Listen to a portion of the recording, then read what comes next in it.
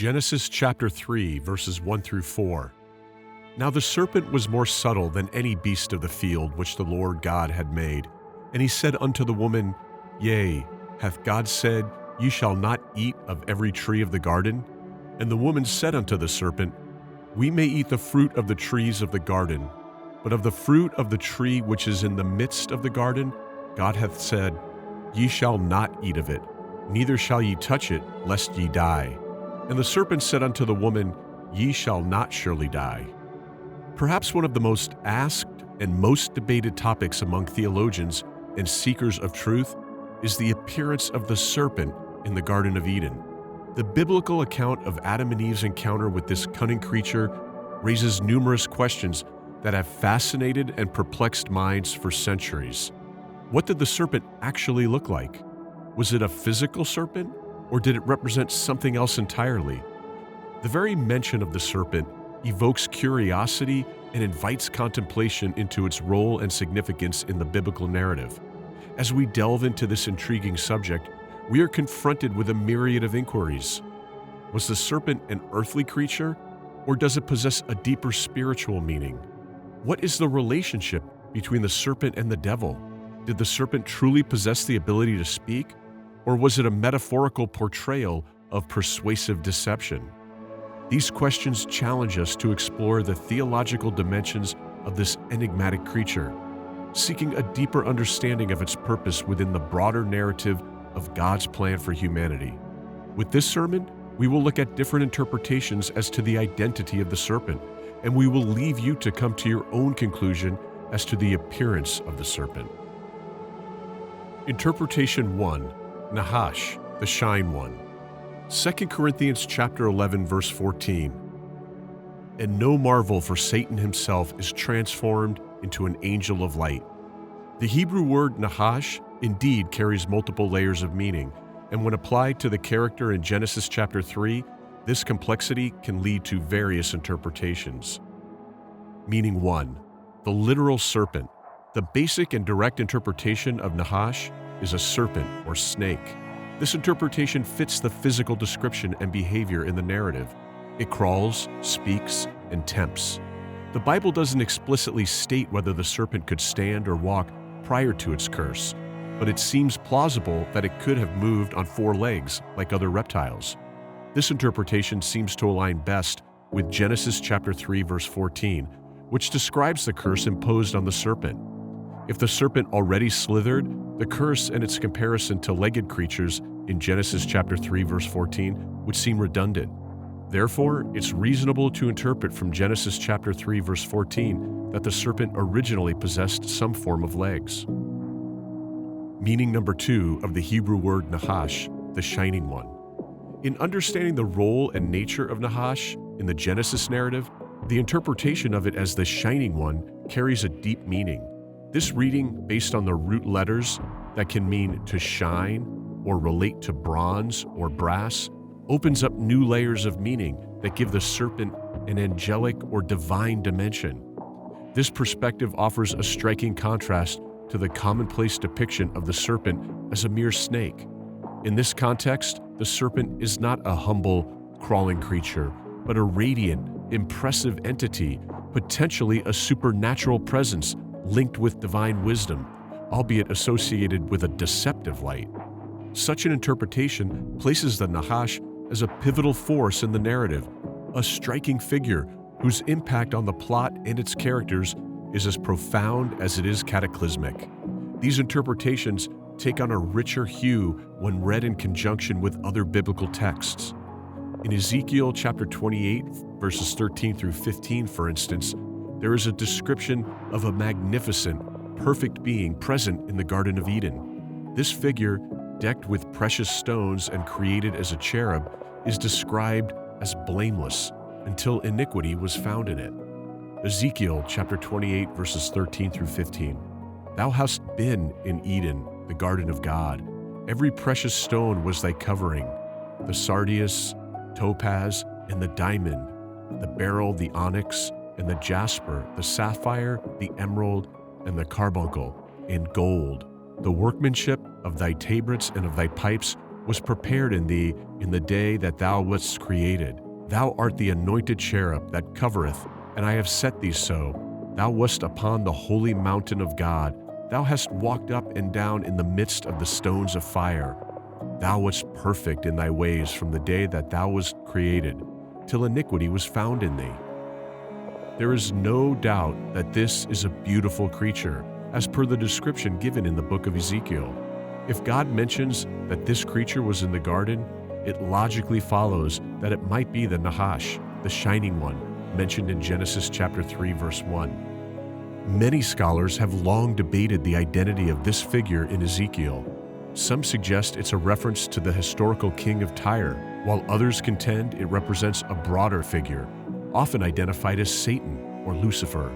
An earthly king wouldn't realistically be able to claim that they were in Eden, serve as the anointed cherub who covers, or reside on the holy mountain of God. Thus, many scholars who study the Bible propose that Ezekiel chapter 28 verses 11 through 19 serves as a dual prophecy, drawing parallels between the arrogance of the king of Tyre and the vanity and pride exhibited by Satan. The passage in Ezekiel paints a picture of a figure who was in Eden, was adorned with jewels, walked among the fiery stones, was blameless from creation until iniquity was found within, and was cast down as a profane thing. Comparing this passage with the interpretation of the Nahash as the shining one, there could be a correlation between the two entities. Both are described as radiant or shining. Both are associated with wisdom, albeit deceptive or corrupted, and both are present in the garden, playing roles in the disruption of paradise. This link provides a fascinating cross-textual perspective that adds depth to our understanding of these characters. It hints at a more profound, more complicated entity than a simple serpent. The Shining One, as per this interpretation, then represents a luminous, angelic figure who was somehow twisted into becoming a source of deception and sin. Proponents of the Shining One interpretation argue that the one textual evidence. This interpretation is based on the Hebrew root letters of Nachash, which can indeed mean to shine or be related to bronze or brass. This gives the interpretation a linguistic basis. 2. Cross-textual analysis. Linking the Shining One with the figure in Ezekiel 28 adds a rich cross-textual dimension to the interpretation. The similarities between the two figures provide a broader narrative arc that spans multiple books of the Bible. 3. Alignment with later traditions. 2 Corinthians chapter 11 verse 14. And no marvel, for Satan himself is transformed into an angel of light. Arguments against the Shining One interpretation goes as follows. 1. Literal reading. The simplest reading of Nahash is as a literal serpent. The Shining One interpretation, while linguistically possible, might be seen as overcomplicating the narrative. 2. Varied interpretations of Ezekiel chapter 28. The figure in Ezekiel 28 is often interpreted as a lament for the historical king of Tyre, or as a metaphorical figure representing human pride and arrogance, rather than a literal fallen angel or divine being. Overall, while the Shining One interpretation offers a rich, nuanced reading of the Genesis narrative, Interpretation 2, a standard serpent. Interpreting Nahash in the most literal sense, it signifies an actual serpent or snake. This creature is depicted as crafty and deceitful, playing a crucial role in the fall of Adam and Eve. Here, the serpent symbolizes cunning and temptation, leading the first humans astray from God's command. A noteworthy aspect of the Genesis narrative is that it seems to suggest the serpent had a form that was more similar to other animals before being cursed. The Bible does not directly indicate whether the serpent stood upright or walked before the curse. Yet it is feasible that the creature moved about on 4 legs, akin to other reptiles. This notion aligns well with the phrasing of Genesis chapter 3 verse 14, where God condemns the serpent.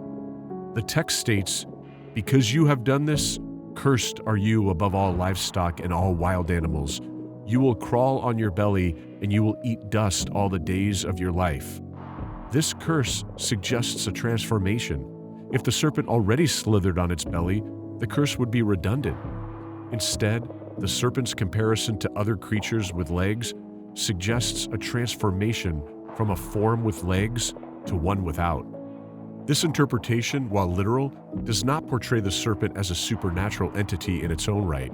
Instead, it implies that Satan somehow took control or entered the body of the serpent to manipulate Adam and Eve. Therefore, the figure behind the serpent is Satan himself. The serpent served merely as the tool or vessel used by the devil to carry out his plan. This interpretation concludes that the tempter was the devil, using the form of a serpent as a disguise. The Bible does contain instances of spirit beings using animals or taking their form. A notable example is found in the story of Balaam in Numbers chapter 22, verses 21 through 35. In this narrative, Balaam's donkey is given the ability to speak, to rebuke Balaam when he doesn't see the angel of the Lord blocking their path. This incident illustrates a situation where a divine entity directly interferes with the natural abilities of an animal. While not identical, it is a somewhat parallel situation and offers a biblical precedent for interpreting the serpent in Genesis chapter 3 as a tool of a spiritual being, in this case, Satan. Proponents of this interpretation argue that 1. Textual simplicity. This interpretation doesn't require reading between the lines or inferring deeper meanings. The text straightforwardly depicts the serpent as a real animal that was used as a tool by Satan. 2. Consistent with other biblical themes. The Bible often depicts Satan as a deceptive figure who leads people into sin. This interpretation aligns with those themes. 3. Precedent for supernatural interference. The interpretation draws on other biblical examples, like the story of Balaam's donkey, which showcase supernatural beings influencing animals. Those who argue against this literal interpretation state, 1. Lack of direct evidence. The Bible doesn't explicitly state that Satan entered the serpent. This part of the interpretation is inferred and not directly supported by the text. 2. Doesn't fully address serpent's punishment. If Satan merely used the serpent, it could be argued that the punishment of the serpent to crawl on its belly is harsh and unwarranted. The interpretation doesn't fully resolve this moral question. Each interpretation brings its strengths and weaknesses. There are many more interpretations regarding the serpent in the garden. Today we have only outlined. Out of the 2 interpretations outlined, which one do you prescribe to?